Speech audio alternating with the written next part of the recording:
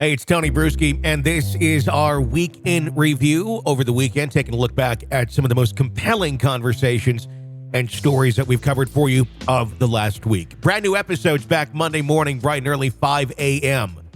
here on the podcast.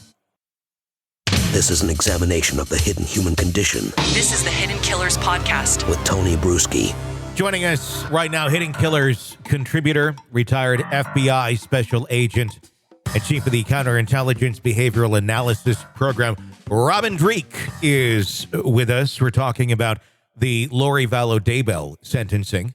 One other piece I want to touch on from that hearing the other day is the attorney of Lori speaking up right before she made her speech, going on for about 13 minutes in another, I guess, bizarre rant to a certain extent. I understand that an attorney has to vigorously defend their client, and this was right before the sentencing came down, so that's still fair game to be, arguing for your client. But I don't know what the purpose even was of some of the statements that were made, because they were just so far out there and delusional, making statements of Lori, for those who really, truly know her, know that she's all about love.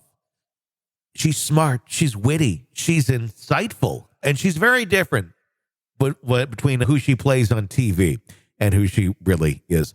What was that? I don't know how to make sense of that one.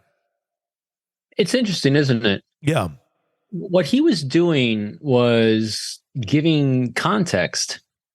He wasn't saying that she's good and she's just. He's just saying who she is.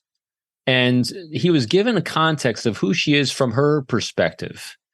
And whether that's going to weigh on a judge's decision or not, obviously it didn't, thankfully.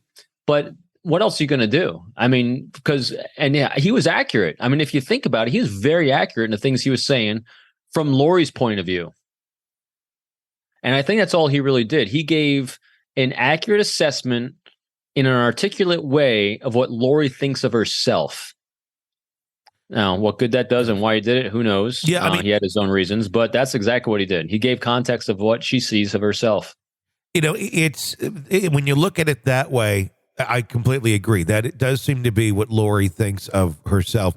What I was getting out of it was more like that's what the attorney feels about Lori, having gone through all of this with her, and that we don't seem to fully understand who she is. But looking at it from that prism, that makes a little bit more sense. The first thing that went through my mind, and it's horrible, after I read all of his statement was, is he like trying to get signed up for conjugal visits with Lori or something? Because this is like the most weirdly flattering thing I've heard anyone say about Lori Vallow ever in public. It's interesting. Again, boy, lots of ways to read into it. Yeah. It'd be a great conversation to have with the attorney. I think part of it might be, talk about Stockholm syndrome. Yes. But it might be, if you think about this, you and I have talked about this, she's tragic. Yeah. I mean, so if you can remove, and you can't, obviously, you remove the horrendous things she's done to human beings, she's just this tragic character that is just, she's just a wreck. I think he's trying to articulate that she's a really broken toy. Okay. And she should, so again, I'm glass half full on this with my own confirmation biases put on it, obviously, from my background of behavior and stuff. But, yeah.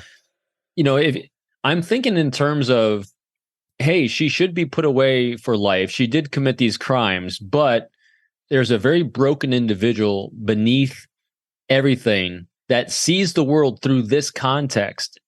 And I don't think it was meant to sway anyone's opinion. I think it was meant to just give it some context that, hey, this human being's broken. I mean, this is just a really broken toy. Maybe. I don't know. But yeah, I'm probably stretching on things on that one. But I'm a context guy. And I just saw him just giving really deep context on how she sees the world through her particular optic, which I give him credit for as well.